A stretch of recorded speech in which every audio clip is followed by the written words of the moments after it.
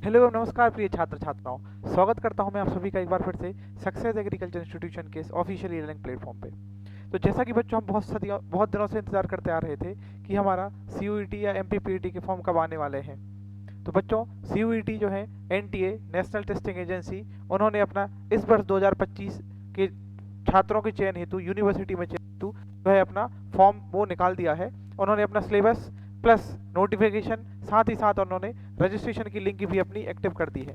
तो बच्चों चलिए आज हम जानेंगे कि किस तरीके से हमको फॉर्म भरना है, कौन कौन यूनिवर्सिटियां हैं जो बीएससी एग्रीकल्चर के लिए हमको जो है प्रवेश प्राप्त हम जो यूनिवर्सिटियों में करके बीएससी एग्रीकल्चर कर सकते हैं, किस प्रकार से हमको सब्जेक्ट का चयन करना है। कई बच्चों को बहुत सारे डाउट्स हैं कि हम अगर मैथमेटिक्स से हमारी 12वीं है या हमारी बायोलॉजी या जीव विज्ञान से हमारी 12वीं संकाय पास हुआ है, तो किस प्रकार से हम अपने सब्जेक्टों का चयन कर सकते हैं। वह आपके सारे ही डाउट मैं आज यहाँ पे क्लियर करने वाला हूँ। सबसे पहले बच्चे जो हमें वो नोटिफिकेशन देखें, उसके बाद बच्चों जो है हमें यूनिवर्सिटियाँ देखेंगे कि कौन कौन सी यूनिवर्सिटियाँ हैं जिनमें एग्रीकल्चर की डिग्री हम प्राप्त कर सकते हैं। फिर उसके बाद बच्चों हम देखेंगे कि फॉर्म भरने की जो है वो आपकी प्रक्रिया क्या रहने वाली है। तो बच्चों सीयूईटी जैसे कंबाइंड यूनिवर्सिटी एंट्रेंस टेस्ट ने यूजी मतलब अंडर ग्रेजुएशन मतलब 12th के बाद होने वाले एग्जामिनेशंस के लिए अपनी जो है वो नोटिफिकेशन निकाल दिया है। अगर मैं बात करूं बच्चों इस नोटिफिकेशन के बारे में, तो last date of success online अगर सबमिशन एप्लीकेशन फॉर्म के हैं बच्चों, तो 1 मार्च से लेके 22 मार्च 2025 तक 11:50 तक जो है आप रात 11:50 तक 22 मार्च को अपना फॉर्म जो है वो इस ऑनलाइन जो एनटीए की साइट पर जाके जो है भर सकते हैं। 22 मार्च को जो है आपकी अंतिम तिथि है फॉर्म को भरने के बाद। लास्ट डेट की अगर हम बात करें बच्चों फीस पेमेंट की, तो वो हमारी रहनी है 23 मार्च 2025। ये भी हमारा जो समय है वो रात के 11:50 तक जो है वो लास्ट होने वाला है। करेक्शन इन अ पर्टिकुलर मतलब अगर आपको त्रुटि सुधार करना है, अगर आपको फॉर्म भरते समय किसी प्रकार की अगर मिस्टेक हो जाती है, तो अब करेक्शन की अगर हम डेट देखें बच्चों, तो ये आ जाती है हमारी 25 मार्च 2025 और 26 मार्च जो है 2025, मतलब 25 और 26 तारीख को जो है वो आप अपने फॉर्म में त्रुटि सुधार कर सकते हैं।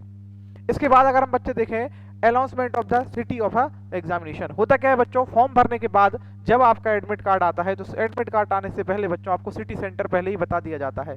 लगभग प्रारंभ या परीक्षा होने से 1 हफ्ते पहले आपको सिटी घोषित कर दी जाती है, ताकि बच्चे उस प्रकार से अपनी तैयारी करके रिजर्वेशन करा के या जिस भी सिटी सेंटर में जो आपका होने वाला है वहां तक पहुंच सकें। तो सिटी सेंटर अनाउंसमेंट की डेट अगर हम देखें बच्चों, तो ये जो है ये बाद में जारी की जाएगी। और एडमिट कार्ड भी जो है बच्चों सिटी सेंटर अनाउंसमेंट के बाद जो है वो हमारी जो एडमिट कार्ड या कॉलेज या जहाँ पे भी आपका जिस भी कॉलेज में आपका पेपर होने वाला है, वो एडमिट कार्ड पे वो सारी चीज़ें जो है ये बाद में आने को है। डेट अगर एग्जामिनेशन की देखें कि आपका परीक्षा कब होने वाली है, तो ये जो हमारा एग्जाम है बच्चों 8 मई से लेके 1 जून के बीच में चलने वाला है। ये जो सीयूईटी का एग्जाम है वो भारत का सबसे बड़ा एग्जाम के रूप में जो है अब होने लगा है। तो ये बहुत लंबी इसकी प्रक्रिया चलती है, लगभग 8 मई से लेके 1 जून, मतलब पूरा 1 महीना है ये आपका एग्जाम चलता है।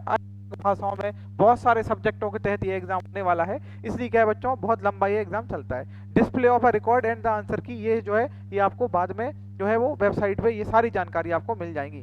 वेबसाइट की अगर हम बात करें बच्चों, तो इसके लिए इन्होंने cuet.nta.nic.in से जो है वो आप अपने फॉर्म को भर सकते हैं। वहीं पे जाके आपको परीक्षा से जुड़ी हुई सारी जानकारी आप प्राप्त कर सकते हैं। अगर हम बच्चों बात करें कि परीक्षा का फॉर्म भरने में कितनी जो है वो आवेदन शुल्क या जो हमारी एप्लीकेशन फीस है वो कितनी लगने वाली है, तो अगर मैं बात करूं बच्चों जनरल या फिर सामान्य वर्ग वाले छात्र छात्राओं के लिए, तो इनमें अगर आप 3 सब्जेक्ट का चयन करेंगे, एक्चुअली क्या होता है बच्चों इसमें आप चाहे अधिक से अधिक 5 सब्जेक्टों का चयन कर सकते हैं। जो आपके 12वीं में सब्जेक्ट थे उनके अलावा आप 2 या 3 सब्जेक्ट जो है मतलब टोटल आप 5 सब्जेक्टों का चयन कर सकते हैं।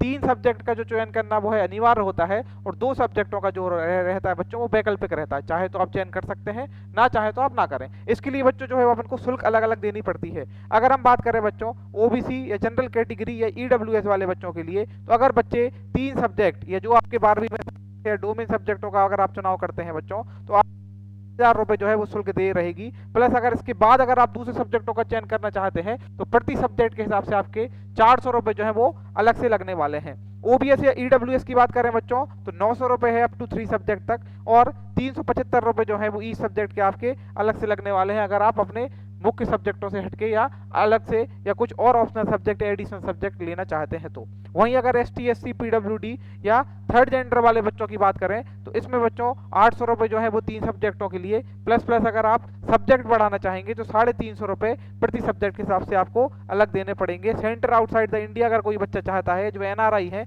उनके लिए बच्चों 4500 रुपये जो है वो 3 सब्जेक्टों के लिए, प्लस 1800 रुपये जो है वो प्रति सब्जेक्ट के हिसाब से आपकी फीस लगने वाली है। खास करके आपको फीस ध्यान रखना है कि जैसे जैसे आप अपने सब्जेक्टों का चयन करते जाएंगे, अगर आप अपने सब्जेक्टों की संख्या को बढ़ाते जाएंगे तो जो आपकी आवेदन शुल्क है वो भी है क्या, ईच सब्जेक्ट या प्रति सब्जेक्ट के हिसाब से बढ़ने वाली है।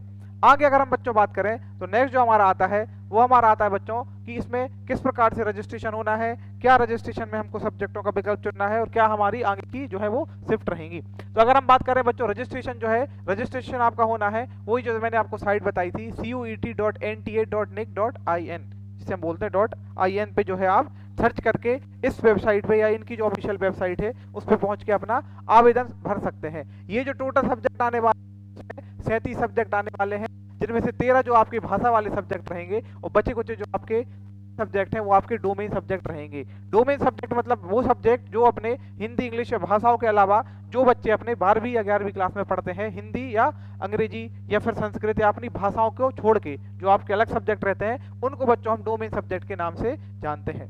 सिलेबस की अगर हम बात करें बच्चों तो सिलेबस में जो लैंग्वेज सब्जेक्ट का सिलेबस रहने वाला है ये आपकी थ्रू आउट द रीडिंग जो कॉम्प्रिहेंसिव है, जैसे डिफरेंशिएशन पैसेजेस वगैरह होते हैं, लिटरेचर वगैरह होता है और वोकेबलरीज वगैरह होती हैं, इन पे डिपेंड रहना है। मेनली हमको यहाँ पे जो देखना है वो हमारा डोमेन सब्जेक्ट का सिलेबस देखना है। डोमेन सब्जेक्ट में बच्चों जैसे आपका एग्रीकल्चर आ जाता है, जैसे फिजिक्स आ जाता है, जैसे केमिस्ट्री आ जाता है, जैसे मैथमेटिक्स आ जाता है, जैसे कॉमर्स आ जाता है, जैसे आर्ट्स आ जाता है, ये सारे वो सब्जेक्ट्स हैं जो हमारे डोमेन सब्जेक्ट के रूप में जाने जाते हैं। इन सब्जेक्टों की अगर हम सिलेबस की बात करेंगे बच्चों तो ये जो आपका रहने वाला है ये आपका NCERT के सिलेबस के अकॉर्डिंग है, वो ये सब्जेक्ट रहने वाले हैं। जनरल एप्टीट्यूड की बात बच्चों हमको यहाँ पे नहीं करनी है, क्योंकि जो बच्चे ICR की तैयारी कर रहे हैं, ICR CUET की तैयारी कर रहे हैं या CUET ICR की तैयारी कर रहे हैं, उनके लिए ये डोमेन सब्जेक्ट हैं, ये हमारे मुख्य सब्जेक्ट होने वाले हैं। चॉइस ऑफ टेस्ट पेपर की अगर हम बात करें बच्चों तो इसमें आप मैक्सिमम जो है वो 3 सब्जेक्टों का चुनाव कर सकते हैं। मैक्सिमम जो है, मिनिमम जो है बच्चों 3 सब्जेक्ट और मैक्सिमम अधिकतम सब्जेक्टों की बात 5 सब्जेक्टों का क्या है बच्चों आप चुनाव कर सकते हैं, जो आपके कक्षा 12वीं में थे उनके अलावा भी। पिछले वर्ष तक बच्चों ये होता था कि आप बच्चा चाहे तो सिर्फ उन्हीं सब्जेक्टों का चुनाव कर सकता था जो उसने 11वीं या 12वीं कक्षा या मेनली जो आपकी 12वीं बोर्ड की परीक्षा है उनमें पढ़े हुए हैं। बट इस बार इसमें साफ साफ लिखा हुआ है कि the candidate may choose up to the maximum 5 subjects including the languages and general aptitude test irrespective of a subject opt in a class 12th। मतलब आपके 12th में जो भी सब्जेक्ट हो, अगर आप चाहते हैं उन सब्जेक्टों से बाहर किसी सब्जेक्ट का चुनाव करना तो आप अत्यधिक फीस जो है एडिशनल फीस के साथ उन सब्जेक्टों को भी चुन सकते हैं। फिर अलग अलग यूनिवर्सिटी में आप उन सब्जेक्टों के थ्रू भी क्या है एडमिशन पा सकते हैं। अगर हम बच्चों मार्क स्कीम की बात करें कि किस नंबर से कितने नंबरों से ये पेपर होना है, तो इसमें बच्चों हर एक क्वेश्चन जो रहेगा उसको सही करने पे बच्चों आपके करेक्ट आंसर पे 5 नंबर जो है वो मिलने वाले हैं। नेगेटिव मार्किंग की अगर हम बात करें बच्चों, अगर हम नेगेटिव मार्किंग की बात करें तो एक क्वेश्चन गलत होने पे आपका 1 नंबर है जो नेगेटिव मार्किंग के रूप में काट लिया जाए।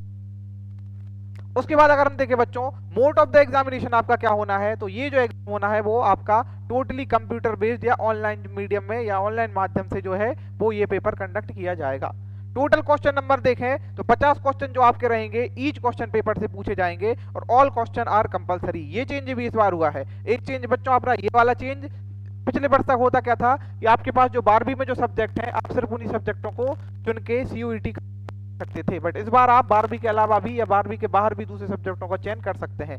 दूसरा चेंज यहाँ पे जो बच्चों हुआ है वह हुआ है हमारे टोटल क्वेश्चन में। इससे पहले क्या होता था बच्चों, जो आपके 3 सब्जेक्ट जो बच्चों ने चुने हुए हैं, मान लीजिए किसी बच्चे का गणित सब्जेक्ट है और उसने PCM फिजिक्स केमिस्ट्री मैथ से अपना जो है CUET का फॉर्म भरा हुआ है, तो प्रत्येक सब्जेक्ट से बच्चों 50-50-50 क्वेश्चन जो है वो आपके आया करते थे। इन 50 क्वेश्चनों में से आपको बच्चों 40-40-40 क्वेश्चन जो है वो हर विषय के हल करने होते थे।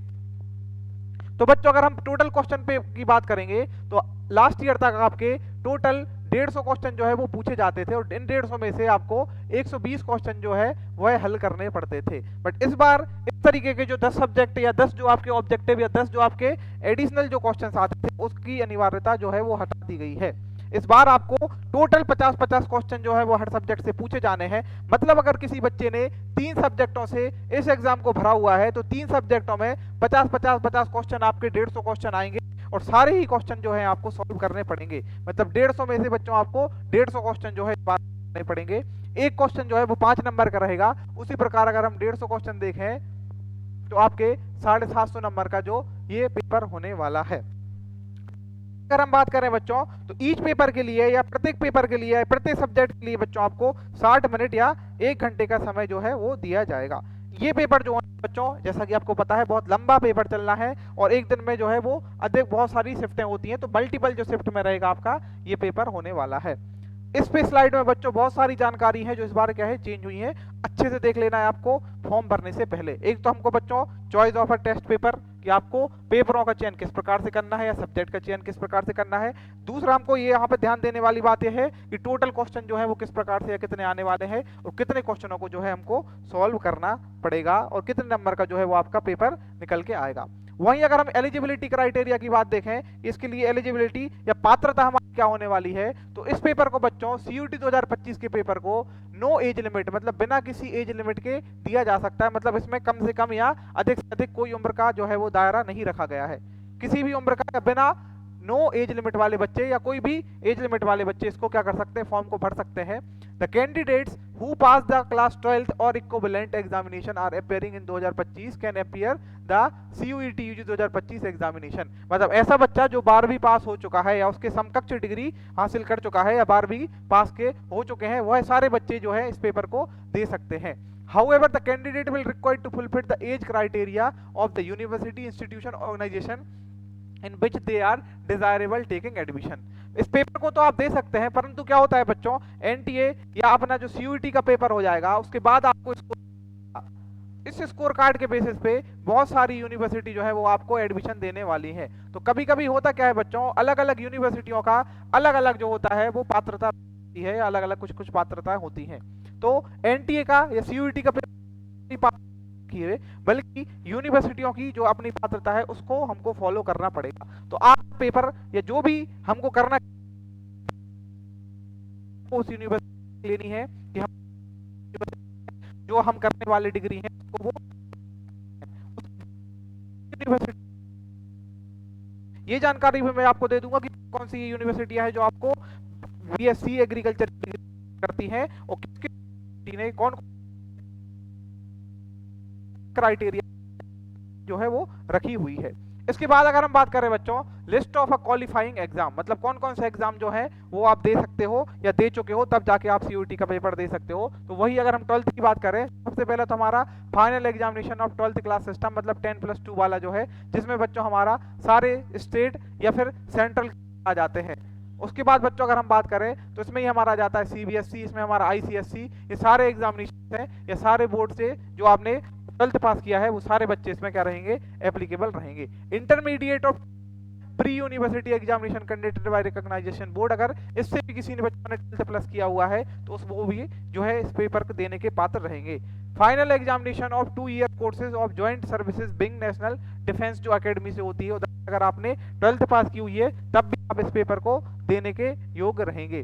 Senior secondary school examination conducted bye NIOS, मतलब अगर आपने ओपन से 12th की हुई है, मतलब अगर आपने 12वीं ओपन से की हुई है तब भी जाके बच्चों आप क्या है इस पेपर को देने का जो है वो पात्रता रखते हैं। मतलब किसी भी तरीके से अगर आपने 12वीं पास की हुई है, आपके पास 12th की जो है मार्कशीट है, तो आप इस पेपर को दे सकते हैं। अगर हम बात करें बच्चों, इस प्रकार से हमारी बहुत सारी यूनिवर्सिटियां निकल के आती हैं जो CUET के थ्रू अपने बच्चों का चयन करती हैं। इन यूनिवर्सिटियों की बात करें बच्चों हम तो लगभग 46 यूनिवर्सिटी तो हमारी है जो सेंट्रल और स्टेट यूनिवर्सिटियां हैं। इनमें से कई यूनिवर्सिटी हमारी प्राइवेट भी हैं और बहुत सारी यूनिवर्सिटी हमारी गवर्नमेंट भी हैं। तो ये हमारे को क्या कराती हैं बच्चों, एग्रीकल्चर की डिग्री या अलग अलग कोर्सेज में जो है वो आपका एडमिशन लेके कोर्सेज आपको प्रोवाइड कराती हैं। अगर हम एग्रीकल्चर की बात करें बच्चों तो सबसे पहले तो हमारा जाता है ICR, मतलब जब आपको फॉर्म भरना है तो उसमें आपको ICR यूनिवर्सिटी का विकल्प अवश्य चुनना है। अगर आप इस ICR का विकल्प चुन देंगे तो इससे बच्चों आपकी 70 एग्रीकल्चर उससे ज्यादा जो हमारी 70 से ज्यादा एग्रीकल्चर की यूनिवर्सिटियां हैं जो पूरे भारत में कार्यरत हैं, उन कॉलेजों में आपका चयन का जो है वो फॉर्म भर जाता है। मतलब अगर आप सीयूईटी का फॉर्म भरते समय उसमें आईसीआर यूनिवर्सिटी का चयन करते हैं तो ऑटोमेटिकली आपकी 70 एग्रीकल्चर की जो यूनिवर्सिटियां हैं जो आईसीआर से एफिलिएशन प्राप्त रखे हुए हैं उनमें आपका फॉर्म है वो ऑटोमेटिक जो है वो फिल हो जाएगा। आईसीआर के बाद या इसके अलावा अगर हम बात करें तो ऐसी कौन कौन सी यूनिवर्सिटियां हैं जो हमको एग्रीकल्चर प्रोवाइड कराती हैं, बीएससी एग्रीकल्चर प्रोवाइड कराती हैं, उनको अगर हम देखें बच्चों तो उनमें सबसे पहले आ जाती है हमारी एक बनारस हिंदू यूनिवर्सिटी जिसे हम बीएचयू के नाम से जानते हैं। बीएचयू जो है वो भी हमको बीएससी एग्रीकल्चर का जो है वो कोर्स ऑफर करते हैं।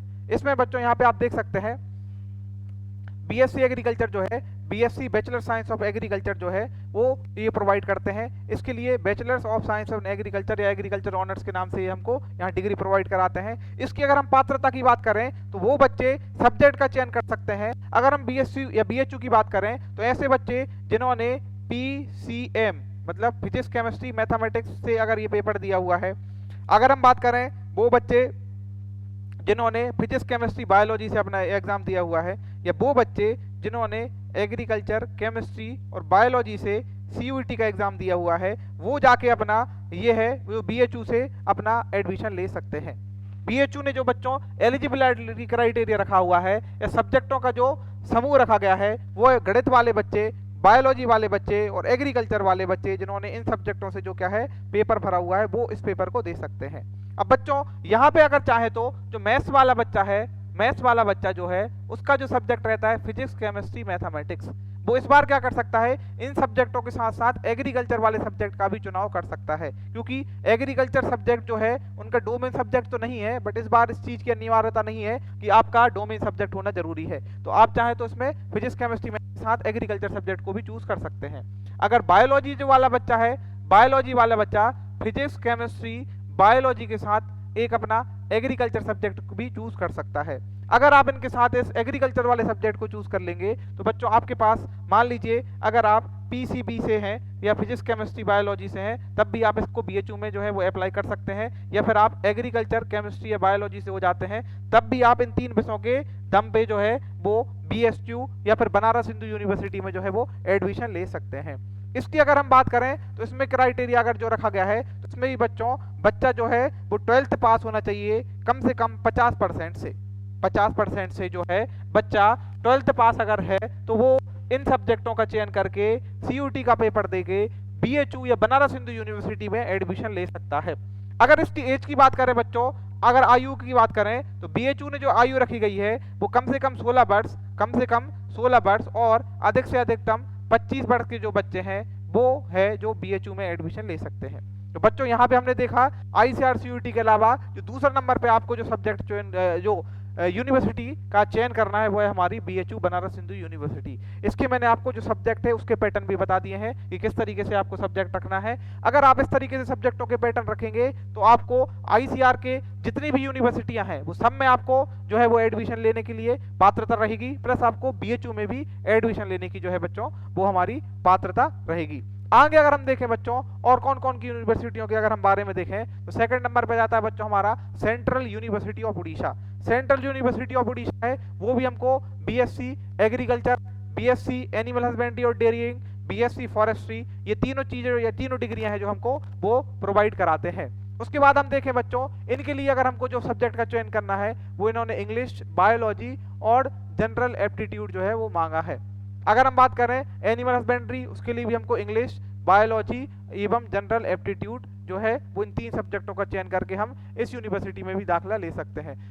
बट बच्चों ये जो सब्जेक्ट हैं ये हमारे 12th में ना पढ़ने वाले ऐसे बहुत सारे सब्जेक्ट हैं जो आप 12th में इनको नहीं पढ़ते हैं, तो कई बच्चे क्या है इस यूनिवर्सिटी का चयन नहीं कर पाएंगे क्योंकि हम बायोलॉजी या इंग्लिश के साथ साथ हमको जनरल एप्टीट्यूड को भी क्या है वो कवर करना पड़ेगा। इन्होंने जो रखा हुआ है इन्होंने भी वही बच्चों पात्रता, कोई भी बच्चा जो 12वीं पास है या तो बायोलॉजी से या फिर एग्रीकल्चर से और कम से कम 50 नंबरों से अपनी 12वीं को उत्तीर्ण किया हुआ है वह बच्चा इन यूनिवर्सिटियों में एग्जाम देने के जो है वो पात्र रहेगा।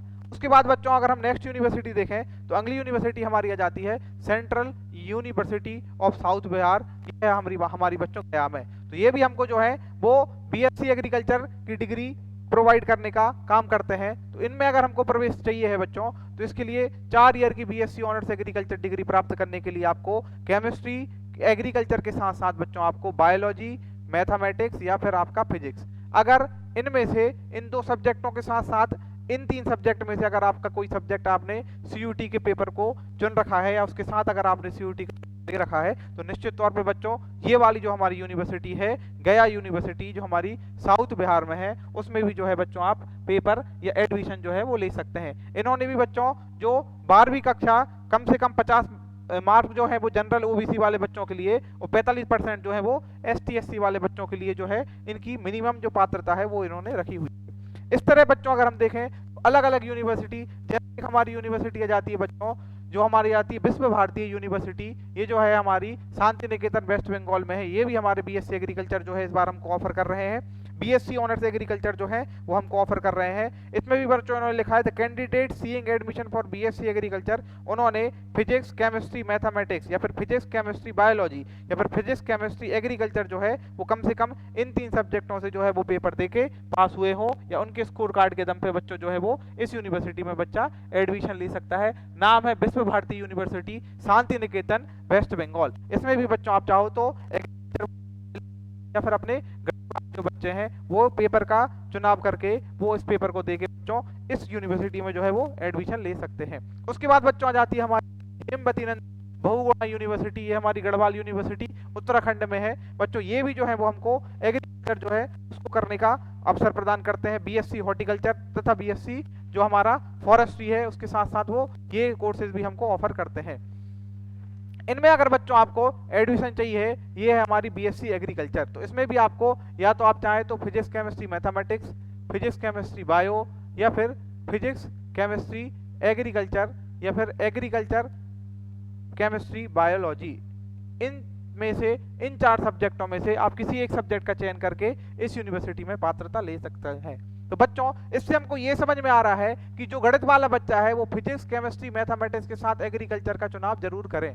जो बायोलॉजी वाला बच्चा है वो फिजिक्स, केमिस्ट्री, बायो के साथ एग्रीकल्चर का चुनाव करे, और जो एग्रीकल्चर वाले बच्चे हैं वो एग्रीकल्चर, केमिस्ट्री, बायोलॉजी तथा फिजिक्स का इन 4 सब्जेक्टों का चयन करके अगर आप पेपर देते हैं तो आप मध्य प्रदेश में या मध्य प्रदेश के बाहर पूरे भारत में है तो आप सारे सब्जेक्टों को देने के जो है या सारे यूनिवर्सिटियों में आप एडमिशन जो है देने के पात्र अवश्य तौर पर रहने वाले हैं।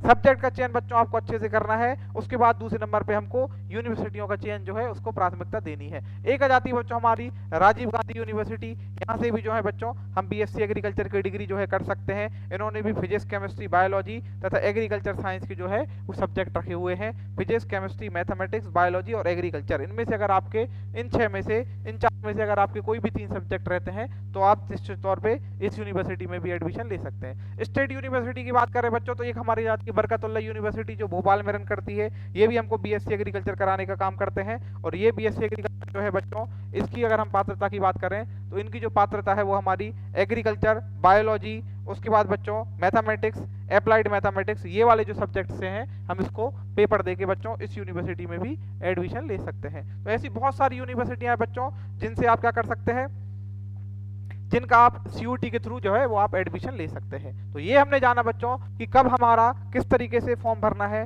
फॉर्म की डेट क्या रहने वाली है, फॉर्म की डेट क्या रहने वाली है, उसके बाद हमारा सब्जेक्ट जो है सब्जेक्टों का हमको किस हिसाब से चयन करना है जो हमारा मुख्य बन जाता है।